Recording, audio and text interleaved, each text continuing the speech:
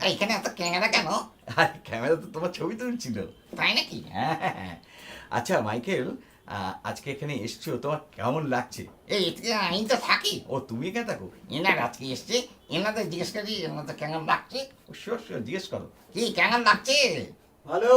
Thank you thank you. Thank you. তো এই যে আমি কথা বলছি, সাউন্ডটা কিন্তু আমার সাউন্ড আর এর সাউন্ড দুটো ডেসিবেলে মাপলে দেখা যাবে 10 ডেসিবেল আছে।